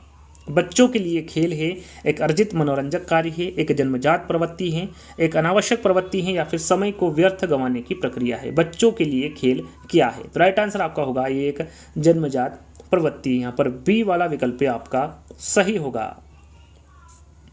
खेल वहाँ कोई भी क्रिया है जो आनंद प्राप्ति के लिए की जाती है और जिसके अंतिम परिणाम पर कोई विचार नहीं किया जाता। यहाँ पर जो प्रस्तुत कथन है ये किसके द्वारा दिया गया है, नन के, रसेल के, हरलोक के या फिर स्टर्न के। तो यहाँ पर दिया गया कथन हरलोक के द्वारा दिया गया है। यहाँ पर तीसरा वाला विकल्प आपका सही होगा। समाज एक समवाय है, समाज के विषय में यह विचार किस विद्वान के। यहाँ पर देखिए समाज एक समवाय है, यहाँ पर विचार पूछा गया है कि समाज के विषय में यह विचार किस विद्वान के हैं। जिन्सबर्ग के हैं, बोगार्ट्स के हैं, स्पेंसर के हैं या फिर मर्टन के हैं। तो यहाँ पर आपका राइट आंसर होगा हर्बर्ट स्पेंसर। अभी थोड़ी देर पहले ही हमने जिक्र किया था, समाज एक समवाय है, समाज के विषय में यह विचार हर्बर्ट स्पेंसर के होंगे। यहाँ पर तीसरा वाला विकल्प आपका सही होगा। जीवों के व्यवहार का अध्ययन किया जाता है एटियोलॉजी में, नियोलॉजी में, इथोलॉजी में या फिर डेमोलॉजी में। तो यहाँ पर आपका राइट आंसर होगा इथोलॉजी में। जीवों के व्यवहार का अध्ययन इथोलॉजी में किया जाता है। मधुमक्खी पालन के विषय में सही कथन चुनिए। यहाँ पर देखिए सही कथन आपको चुनना है मधुमक्खी पालन के लिए। यहाँ प्रश्न भी सीटेट एग्जाम में पूछा गया है। मधुमक्खी पालन शुरू करने का सबसे अच्छा समय जनवरी से मार्च तक का होता है। तो सबसे अच्छा समय जनवरी से मार्च तक का नहीं होता है मधुमक्खी पालन शुरू करने का। तो यहाँ पर पहला जो विकल्प होगा वो असत्य होगा। लीची के फूल मधुमक्खियों को लुभाते हैं, बिल्कुल सही है। मधुमक्खी पालने और उनके द्वारा उत्पादित शहद का भंडारण करने के लिए बक्सों की आवश्यकता होती है। तो यहाँ पर तीसरा वाला विकल्प भी आपका सही होगा। चौथा विकल्प है मधुमक्खियों के लिए मीठा घोल बनाने के लिए चीनी खरीदी जाती है। तो ऐसा बिल्कुल भी नहीं होता है। तो यहाँ पर देखिए सही कथन पूछा गया था मधुमक्खी पालन के लिए। तो दूसरा और तीसरा दोनों ही कथन सत्य होंगे। तो यहाँ पर आप देखेंगे कि दूसरा और तीसरा कहाँ पर होगा। तो यहाँ पर तीसरे वाले विकल्प में आपको देखने को मिलेगा और यहाँ पर तीसरा वाला विकल्प ही आपका सही आंसर होगा। चमगादड़ स्तनधारी क्योंकि वहाँ उड़ता है इसलिए, रात्रिचर है इसलिए, शाकाहारी है इसलिए, या फिर बच्चे देता है इसलिए। तो स्तनधारी क्यों है चमगादड़? क्योंकि वो बच्चे देता है इसलिए चमगादड़ स्तनधारी है। यहाँ पर फोर्थ वाला विकल्प आपका सही होगा।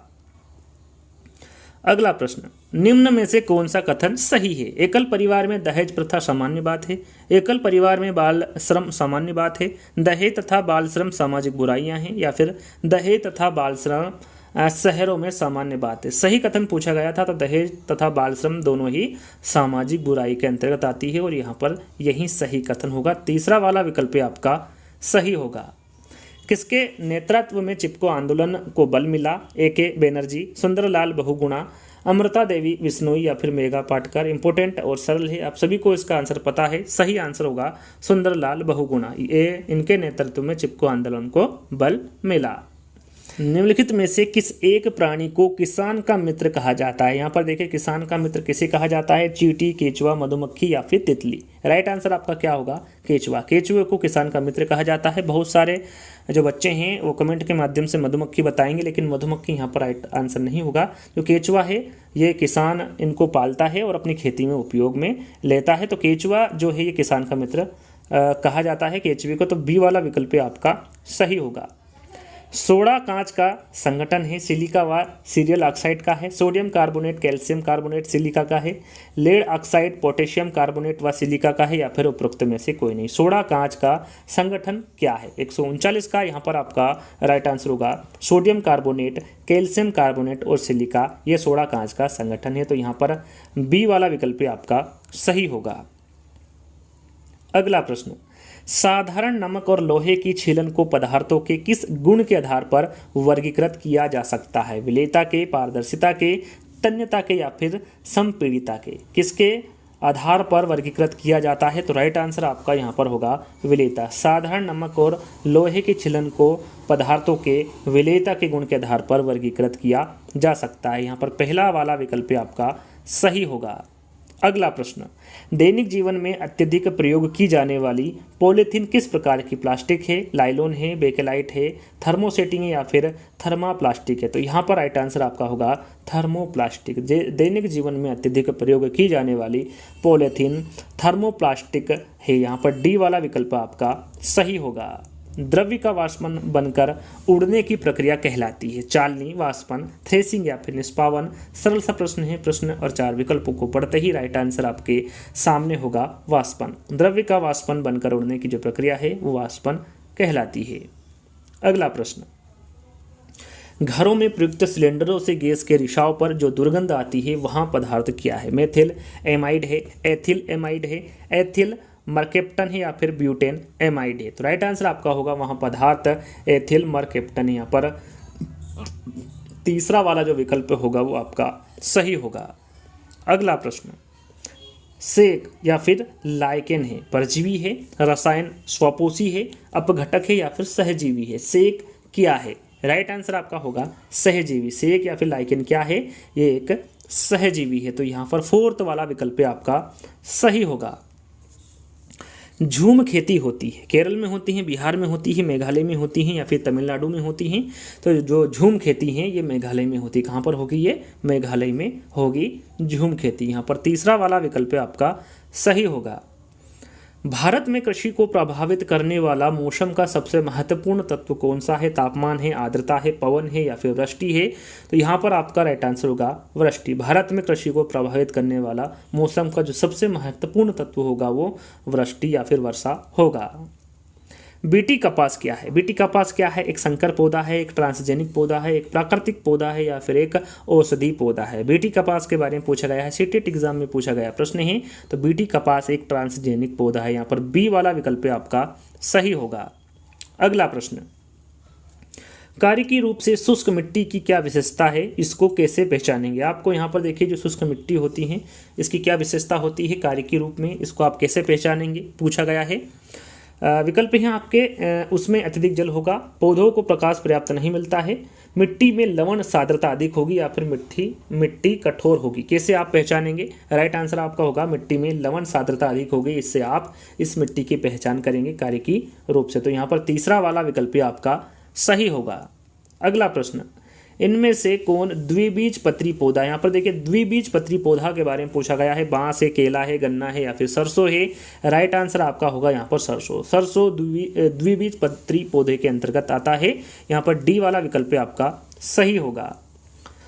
पौधों में जल का अधिग्रहण किसके द्वारा होता है? जाइलम, फ्लोएम, कैम्बियम या फिर पेस्टिसाइड। तो ये होता है जाइलम। पौधे में जो जल का अधिग्रहण होता है वो जाइलम के द्वारा होता है। अगला प्रश्न, इन पौधों में पत्तियां हैं जिन्हें सब्जी की तरह प्रयोग में लाया जाता है, इनके बीजों से तेल प्राप्त किया जाता है। यहाँ पौधा कौन सा है? पालक है, सरसों है, नारियल है या फिर बंद गोभी है। तो यहाँ पर तेल से आप आंसर लगा सकते हैं सरसों। इन पौधों में पत्तियां हैं जिन्हें सब्जी की तरह प्रयोग में लाया जाता है, साथ में इनके बीजों से तेल भी प्राप्त किया जाता है। तो वहाँ बीज कौन सा होगा? सरसों का होगा। वहाँ पौधा कौन सा होगा? सरसों का होगा। यहाँ पर बी वाला विकल्प आपका सही होगा। अगला प्रश्न, मिजोरम में की जाने वाली झूम खेती के विषय में निम्नलिखित कथनों का अध्ययन कीजिए। थोड़ी देर पहले मैंने आपको बताया था कि झूम खेती कहाँ पर की जाती है? मिजोरम में की जाती है। अब आपको झूम खेती के संबंध में सही कथन बताना है, कौन सा होगा? 5 यहाँ पर कथन दिए हुए हैं। एक, फसल को काटने के पश्चात भूमि को कुछ वर्षों तक खुला छोड़ देते हैं। बिल्कुल सही है, झूम खेती के अंतर्गत ऐसा होता है। इस भूमि पर उगने वाले बांस और खरपतवार को काटकर जला दिया जाता है। जहाँ पर फसल उगाना है वहीं पर उसे जला दिया जाता है। तो ये भी बिल्कुल सही है। बीज बोने से पहले भूमि की गहरी जुताई की जाती है। तो ऐसा नहीं होता है, गहरी जुताई नहीं होती है। इससे ही जो फसल होती है उसे डाल दिया जाता है। यहाँ पर कोई किसी भी प्रकार की गहरी जुताई नहीं होती है। तो यहाँ पर तीसरा विकल्प आपका सत्य होगा। चौथा है, एक ही खेत में 3-4 भिन्न भिन्न प्रकार की फसलें उगाई जाती है। तो यहाँ पर ऐसा कर सकते हैं। तो फोर्थ वाला विकल्प आपका सही होगा। पहले अपन देख लेते हैं, पहला, दूसरा और चौथा यहाँ पर सही है। 5वीं की ओर बढ़ते हैं कि आवश्यकता अनुसार रासायनिक उर्वरकों और कीटनाशकों का उपयोग भी किया जाता है। तो जो झूम खेती है इसमें किसी भी प्रकार की रासायनिक उर्वरक और कीटनाशक का उपयोग नहीं होता है। तो जैसा कि मैंने आपको बताया था, पहला, दूसरा और चौथा सही कथन पूछा गया था। तो पहला, दूसरा और चौथा आपका सही कथन होगा और ये तीसरे विकल्प में आपको देखने को मिल रहा है। तो यहाँ पर तीसरा वाला विकल्प आपका सही होगा। अगला प्रश्न है, पर्यावरण सुरक्षा अधिनियम कब बना? 1986 में, 80 में, 56 में या फिर 90 में? कब बना था? काफ़ी इंपॉर्टेंट प्रश्न है, एग्जाम में पूछा गया है। तो ये बना था 1986 में। पर्यावरण सुरक्षा अधिनियम 1986 में बना था। यहाँ पर पहला वाला विकल्प आपका सही होगा। जल संरक्षण एवं प्रदूषण नियंत्रण अधिनियम कब बना? 71 में, 74 में, 65 में या फिर 2002 में? तो यहाँ पर यह बना था 1974 में। जल संरक्षण एवं प्रदूषण नियंत्रण अधिनियम 1974 में बना। यहाँ पर बी वाला विकल्प आपका सही होगा।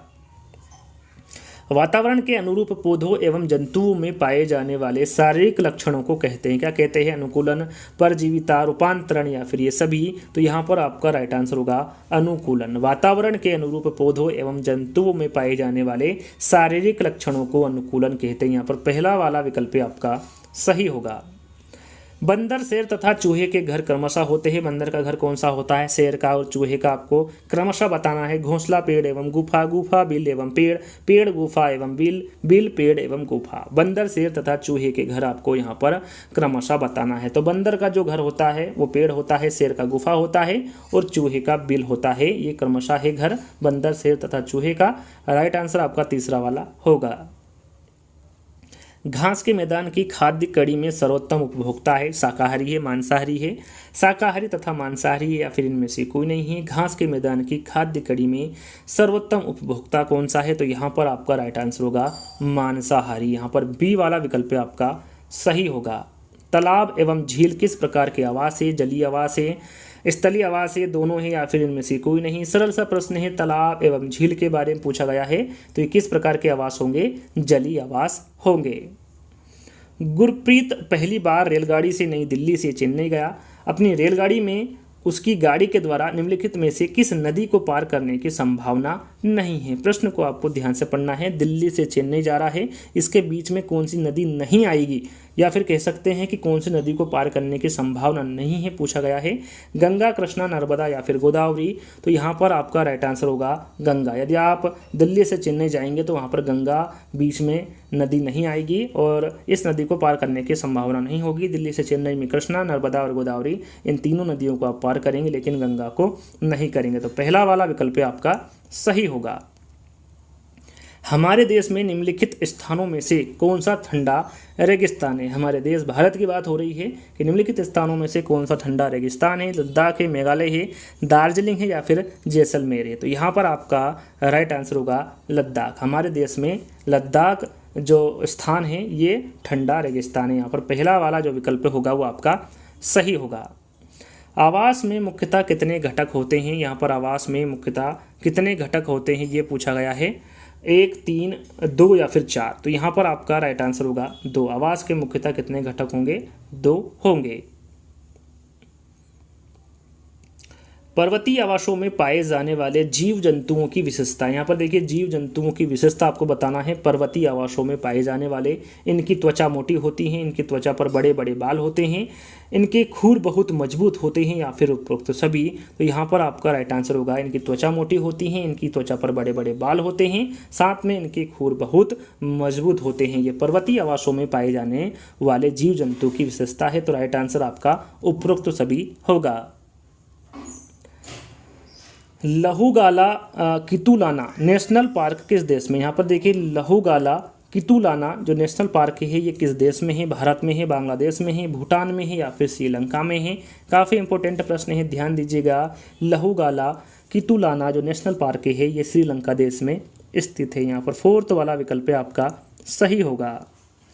पाइपलाइन परिवहन का संबंध निम्नलिखित में से किससे है। जल से है, खनिज तेल से है, बिजली से है या फिर इनमें से कोई नहीं। तो यहाँ पर आपका राइट आंसर होगा खनिज तेल से। पाइपलाइन परिवहन का जो संबंध है ये खनिज तेल से है। निम्नलिखित में से कार्बन डाइऑक्साइड निकाल दी जाए तो सर्वप्रथम कौन से जीव प्रभावित होंगे। प्राथमिक उपभोक्ता, द्वितीयक उपभोक्ता, तृतीयक उपभोक्ता या फिर प्राथमिक उत्पादक। इस प्रकार का प्रश्न मैं आपको बता चुका हूं। राइट आंसर आपको पता होगा यदि आपने ध्यान दिया होगा। राइट आंसर आपका होगा प्राथमिक उत्पादक। यहाँ पर डी वाला विकल्प आपका सही होगा। अगला प्रश्न, पौधों में जल का अधिग्रहण किसके द्वारा होता है। जाइलम, फ्लोएम, कैम्बियम या फिर पेलेसिड। तो इसके बारे में भी आपको बता चुका हूँ।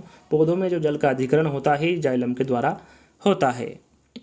मृत सागर क्या है। यहाँ पर देखिए मृत सागर के बारे में पूछा गया है। ऐसा सागर जिसमें ज्वार भाटे बहुत तीव्र गति से आते हैं, ऐसा सागर जिसमें जहाज चलाना खतरनाक होता है, ऐसा सागर जिसका पानी जहरीला होता है या फिर ऐसा सागर जो सभी महासागरों व सागरों से ज़्यादा नमकीन होता है। मृत सागर के बारे में पूछा गया है तो राइट आंसर आपका होगा ऐसा सागर जो सभी महासागरों व सागरों से ज़्यादा नमकीन है वो मृत सागर होता है। यहाँ पर डी वाला विकल्प आपका सही होगा। जल प्रदूषण नियंत्रण एवं निवारण अधिनियम पारित किया गया। कब किया गया। 1978 में, 70 में, 69 में या फिर 80 में। कब किया गया था तो इसे 1978 में किया गया था। याद रखिएगा जल प्रदूषण नियंत्रण एवं निवारण अधिनियम जो पारित किया गया था ये 1978 में किया गया था। विश्व भर में जल दिवस कब मनाया जाता है। सभी को पता है कि जो विश्व दिवस है ये 22 मार्च को मनाया जाता है विश्व भर में। अगला प्रश्न है, जिस जल में साबुन या डिटर्जेंट आसानी से झाग उत्पन्न करता है वो कहलाता है मृदु जल, खारा जल, कठोर जल या फिर अशुद्ध जल। तो याद रखिएगा वहाँ जल कौन सा होगा, मृदु जल होगा। जिस जल में साबुन या डिटर्जेंट आसानी से झाग उत्पन्न करता है वहाँ मृदु जल कहलाता है। यहाँ पर पहला वाला विकल्प आपका सही होगा। क्वथन या फिर उबलना और वाष्पीकरण में अंतर। यहाँ पर देखिए क्वथन और वाष्पीकरण में आपको अंतर बताना है। 4 विकल्प दिए गए हैं। क्वथन से द्रव्य का आयतन कम हो जाता है जबकि वाष्पीकरण का नहीं होता है। क्वथन में द्रव्य से वाष्प में परिवर्तन देखा जा सकता है जबकि वाष्पीकरण देखा नहीं जा सकता। क्वथन से जल की अवस्था बदल जाती है जबकि वाष्पीकरण की नहीं। वाष्पीकरण किसी भी तापमान पर हो सकता है जबकि क्वथन नहीं। क्वथन और वाष्पीकरण में अंतर आपको बताना है। 4 विकल्पों को मैंने पढ़कर भी बता दिया है। राइट आंसर आपका होगा वाष्पीकरण किसी भी तापमान पर हो सकता है जबकि क्वथन नहीं हो सकता। ये क्वथन और वाष्पीकरण में अंतर होगा। तो 4th वाला विकल्प आपका सही होगा। अगला प्रश्न, रेखा की माँ रोजाना तालाब से लाए पानी में फिटकरी डालती है। क्यों डालती है। पानी को रंग रहित करने के लिए, हल्के निलंबित अपद्रव्यों को अवसादित करने के लिए, कठोर जल को मृदु जल में परिवर्तित करने के लिए या फिर पानी में मौजूद रोगाणुओं को खत्म करने के लिए। तो यहाँ पर राइट आंसर होगा हल्के निलंबित अपद्रव्यों को अवसादित करने के लिए रेखा की माँ रोजाना तालाब से लाए पानी में फिटकरी डालती है। यहाँ पर बी वाला विकल्प आपका सही होगा। लकड़ी, ईंट, स्टील, कंक्रीट आदि से निर्मित आश्रय होता है, मृदु होता है, कठोर होता है, दोनों या फिर इनमें से कोई नहीं। राइट आंसर आपका होगा लकड़ी, ईंट, स्टील, कंक्रीट आदि से जो निर्मित आश्रय होता है वो मृदु भी होता है और कठोर भी होता है। तो यहाँ पर ए व बी दोनों आपका राइट आंसर होगा। अगला प्रश्न है, निम्न स्तर के जीवधारी जैसे कि बैक्टीरिया, कवक आदि को किस श्रेणी में रखा जाता है? उत्पादक, उपभोक्ता, अपघटक या फिर इनमें से कोई नहीं। तो यहाँ पर जो निम्न स्तर के जीवधारी जैसे कि बैक्टीरिया, कवक है, इनको अपघटक की श्रेणी में रखा जाता है। कौन सी श्रेणी में रखा जाएगा? इनको अपघटक की श्रेणी में रखा जाएगा।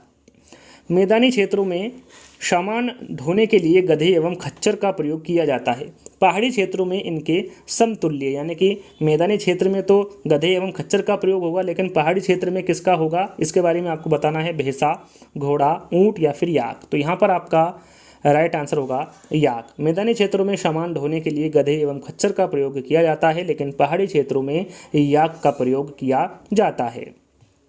अगला प्रश्न, मध्य रेलवे का स्थापना समय है वर्ष 1951, 52, 53 या फिर 54। मध्य रेलवे का स्थापना समय पूछा गया है। राइट आंसर आपका होगा वर्ष 1951। अगला प्रश्न है, हमारे देश में आवागमन के लिए सबसे अधिक ऊंचाई पर स्थित राजमार्ग कौन सा है? कोलकाता दिल्ली राजमार्ग है, NH4 है, मनाली लेह राजमार्ग है या फिर दिल्ली श्रीनगर राजमार्ग है। तो यहाँ पर आपका राइट आंसर होगा मनाली लेह राजमार्ग। ये हमारे देश में आवागमन के लिए सबसे अधिक ऊंचाई पर स्थित राजमार्ग है। तो यहाँ पर तीसरा वाला विकल्प आपका सही होगा। अगला प्रश्न, ओडिशा में कौन सा बंदरगाह स्थित है? पारादीप है, हल्दिया है, तूतीकोरिन है या फिर इनमें से कोई नहीं। तो यहाँ पर आपका राइट आंसर होगा पारादीप। ओडिशा में पारादीप बंदरगाह स्थित है। यहाँ पर पहला वाला विकल्प आपका सही होगा। मुंबई स्थित हवाई अड्डे का नाम क्या है? इंदिरा गांधी है, राजीव गांधी है, छत्रपति शिवाजी टर्मिनल है या फिर नेताजी सुभाष चंद्र बोस है। मुंबई स्थित हवाई अड्डे का नाम क्या है? तो यहाँ पर आपका राइट आंसर होगा छत्रपति शिवाजी टर्मिनल। ये मुंबई स्थित हवाई अड्डे का नाम है। भारत का सबसे बड़ा सरकारी प्रतिष्ठान कौन सा है? सड़क परिवहन सेवा है, वायु परिवहन सेवा है, जल परिवहन सेवा है या फिर रेल परिवहन सेवा है। भारत का सबसे बड़ा सरकारी प्रतिष्ठान के बारे में पूछा गया है। आपका राइट आंसर होगा रेल परिवहन सेवा। ये भारत का सबसे बड़ा सरकारी प्रतिष्ठान है, रेल परिवहन सेवा। यहाँ पर फोर्थ वाला विकल्प आपका सही होगा। राष्ट्रीय पशु के बारे में पूछा गया है। मोर है, शेर है, बाघ है या फिर चिकारा है। सभी को पता है, इंपोर्टेंट और सरल प्रश्न है। बाघ राष्ट्रीय पशु है भारत का। तो यहाँ पर तीसरा वाला विकल्प आपका सही होगा। वन्य जीवों को मारने तथा वनों को काटने से होता है बाढ़ आना, सूखा पड़ना, मृदा अपरदन या फिर ये सभी। तो वन्य जीवों को मारने तथा वनों को काटने से बाढ़ भी आती है, सूखा भी पड़ता है और मृदा अपरदन भी होती है। तो राइट आंसर आपका ये सभी होगा। पृथ्वी के तापमान में वृद्धि से वनस्पति पर क्या प्रभाव पड़ेगा? पृथ्वी वनस्पतिहीन हो जाएगी, वनस्पति सूख जाएगी, वनाग्नि की घटनाएं बढ़ेगी या फिर ये सभी। तो यहाँ पर देखिए, पृथ्वी वनस्पति विहीन हो जाएगी, वनस्पति सूख जाएगी, साथ में वनाग्नि की घटनाएं बढ़ेगी। पृथ्वी के तापमान में वृद्धि से वनस्पति पर इन तीनों का प्रभाव पड़ेगा। तो राइट आंसर आपका यहाँ पर ये सभी होगा। ग्राउंड ट्रक रोड संचालित होता है अमृतसर कोलकाता के बीच होता है, मुंबई चेन्नई के बीच होता है, दिल्ली कोलकाता के बीच होता है या फिर दिल्ली मुंबई के बीच ग्रांड ट्रक रोड संचालित होता है। किसके बीच होता है? Grand truck road. तो यहाँ पर आपका राइट आंसर होगा अमृतसर कोलकाता के बीच ग्रांड ट्रक रोड संचालित होता है। यहाँ पर पहला वाला विकल्प आपका सही होगा। देश की बढ़ती जनसंख्या के कारण होने वाली भीड़ भाड़ पर नियंत्रण करने के लिए कौन सा तरीका अधिक सही है? फ्लाईओवर बनाना, यातायात संबंधी नए नियम बनाना, राजमार्गों का चौड़ा करना, यातायात संबंधी नियमों को कठोरता से लागू करना। तो यहाँ पर देखिए सही तरीका पूछा गया है। राइट आंसर आपका होगा यातायात संबंधी नियम को कठोरता से लागू करना। यहाँ पर फोर्थ वाला विकल्प आपका सही होगा। अगला प्रश्न, राष्ट्रीय राजमार्ग को जोड़ने वाली प्रमुख सड़कें, राष्ट्रीय राजमार्ग को जोड़ने वाली प्रमुख सड़कों के बारे में पूछा गया है। महानगरों की सड़कें, राज्य की राजधानियों की सड़कें, राष्ट्रों या फिर जिले की सड़कें। तो यहाँ पर देखिए राइट आंसर आपका होगा राज्य की राजधानी की जो सड़कें हैं ये राष्ट्रीय राजमार्ग को जोड़ने वाली प्रमुख सड़कें होती हैं। तो यहाँ पर जो बी वाला विकल्प होगा वो आपका सही होगा। परिवहन के सभी साधनों में से किस साधन में सबसे अधिक यात्री यात्रा करते हैं? सड़क है, मेट्रो रेल है, जल है या फिर वायु है? तो परिवहन के सभी साधनों में से किस साधन से अधिकतम यात्री यात्रा करते हैं पूछा गया है, तो वहाँ है साधन सड़क। सड़क साधन से अधिकतम यात्री यात्रा करते हैं परिवहन के सभी साधनों में से। तो यहाँ पर पहला वाला विकल्प आपका सही होगा। भूकंप मापा जाता है, भूकंप किससे मापा जाता है? बोफोर्ड पैमाने में, न्यूटन में, डेसिबल में या फिर रिएक्टर पैमाने में? सभी को पता है जो भूकंप है ये रिएक्टर पैमाने में मापा जाता है। प्रथम रेलगाड़ी मुंबई से ठाणे तक चलाई गई थी, उनके बीच की दूरी थी। यहाँ पर देखिए प्रथम रेलगाड़ी मुंबई से ठाणे तक चलाई गई थी, इसके बीच की दूरी आपको बताना है कितने किलोमीटर की थी? 34, 32, 36 या फिर 33? तो यहाँ पर आपका राइट आंसर होगा 34 किलोमीटर। प्रथम रेलगाड़ी मुंबई से ठाणे तक चलाई गई थी, उनके बीच की जो दूरी थी वो 34 किलोमीटर थी। विश्व में जल संकट का प्रमुख कारण है नगरीकरण है, औद्योगिकरण है, विश्व के तापमान में वृद्धि है या फिर अम्ल वर्षा है? तो यहाँ पर आपका राइट आंसर होगा नगरीकरण। विश्व में जल संकट का जो प्रमुख कारण है वो नगरीकरण है। निम्नलिखित में से कौन सा सदाबहार पेड़ नहीं है? प्रश्न को ध्यान से पढ़ना है। सदाबहार पेड़ कौन सा नहीं है? नीम, इमली, बबूल या फिर सहतूत? तो यहाँ पर आपका राइट आंसर होगा सहतूत। जो सहतूत का पेड़ होता है ये सदाबहार पेड़ नहीं होता है। परिवार की उत्पत्ति के विकासवादी सिद्धांत के समर्थक थे? Westermarck, Lewis Morgan, Herbert Spencer, मैफ्लिन, अरस्तु, रॉबिन्स या फिर ये सभी? तो यहाँ पर आपका राइट आंसर होगा वेस्टरमार्क, साथ में लुईस मॉर्गन। ये परिवार की उत्पत्ति के विकासवादी सिद्धांत के समर्थक हैं। एक पत्नी के एक से अधिक पति वाला परिवार क्या कहलाता है? बहुपति परिवार, बहुपत्नी परिवार, सामूहिक परिवार या फिर नवस्थानीय परिवार? एक पत्नी के एक से अधिक पति वाला जो परिवार है ये कौन सा परिवार कहलाएगा? तो ये बहुपति परिवार कहलाएगा। और एक पति की जो अनेक पत्नियां होती हैं वो वाला परिवार क्या कहलाएगा? तो वो बहुपत्नी परिवार कहलाएगा। तो एक पत्नी के एक से अधिक पति हैं तो वो वाला परिवार बहुपति परिवार कहलाएगा। यहाँ पर पहला वाला विकल्प आपका सही होगा। यदि आप चाहते हैं कि बालक सुंदर वस्तुओं की प्रशंसा और निर्माण करें तो उसके चारों ओर सुंदर वस्तुएं प्रस्तुत कीजिए। यहाँ कथन किसका है? सुकरात का है, प्लेटो का है, अरस्तु का है या फिर पेस्टालोजी का है? तो यहाँ पर जो दिया गया कथन है ये प्लेटो का कथन है। फिर मैं आपको बता रहा हूँ यदि आपको इसकी पीडीएफ चाहिए तो आप हमारे ऐप टेट सक्सेस को डाउनलोड कर सकते हैं। वहाँ पर आपको ये फ्री में उपलब्ध हो जाएगी और बहुत सारे प्रश्न भी आपको वहाँ पर मिल जाएंगे। लगभग 15,000 से ज़्यादा वहाँ पर प्रश्न आपको देखने को मिलेंगे, वो भी बिल्कुल फ्री में। तो लिंक डिस्क्रिप्शन में जाकर डाउनलोड कर लीजिएगा और अपनी रेटिंग देना ना भूलें। तो यहाँ पर अगला प्रश्न है, भारत में प्रथम बायोगैस संयंत्र कहाँ स्थापित हुआ है? पिलानी में, जयपुर में, आगरा में या फिर दिल्ली में? राइट आंसर आपका यहाँ पर होगा पिलानी में। भारत में प्रथम बायोगैस संयंत्र पिलानी में स्थापित हुआ है। यहाँ पर पहला वाला विकल्प आपका सही होगा। शुष्क बर्फ किसका ठोस रूप है? अमोनिया का है, कार्बन डाइऑक्साइड का है, नाइट्रोजन का है या फिर ऑक्सीजन का है? तो यहाँ पर आपका राइट आंसर होगा कार्बन डाइऑक्साइड का। शुष्क बर्फ कार्बन डाइऑक्साइड का ठोस रूप है। अगला प्रश्न है, राजीव गांधी के नेतृत्व में पर्यावरण वन मंत्रालय का सृजन कब किया गया था? 17 सितंबर 1985 में, 1885 में, 1975 में या फिर 1875 में? कब किया गया था? तो ये किया गया था 17 सितंबर 1985 में। याद रखिएगा, राजीव गांधी के नेतृत्व में पर्यावरण वन मंत्रालय का जो सृजन किया गया था ये 17 सितंबर 1985 में किया गया था। पर्यावरण के प्रमुख कितने संगठक होते हैं? 2, 3, 4 या फिर 5? तो याद रखिएगा, पर्यावरण के प्रमुख जो संगठक होते हैं वो कितने होते हैं? 3 होते हैं। 3 कौन कौन से होते हैं? जैविक संगठक, अजैविक संगठक और ऊर्जा संगठक। ये 3 प्रकार के संगठक होते हैं पर्यावरण के प्रमुख। तो यहाँ पर बी वाला विकल्प आपका सही होगा। कौन सी विधा ने मानव जीवन को सामूहिक जीवन प्रदान किया है? पशुपालन, मछली पालन, दोनों या फिर इनमें से कोई नहीं? तो यहाँ पर आपका राइट आंसर होगा पशुपालन। पशुपालन ने मानव जीवन को सामूहिक जीवन प्रदान किया है। यहाँ पर पहला वाला विकल्प आपका सही होगा। अभी तक आपने वीडियो को लाइक नहीं किया है तो लाइक करना है, शेयर करना है और चैनल को सभी को सब्सक्राइब कर लेना है क्योंकि ये अंतिम प्रश्न है।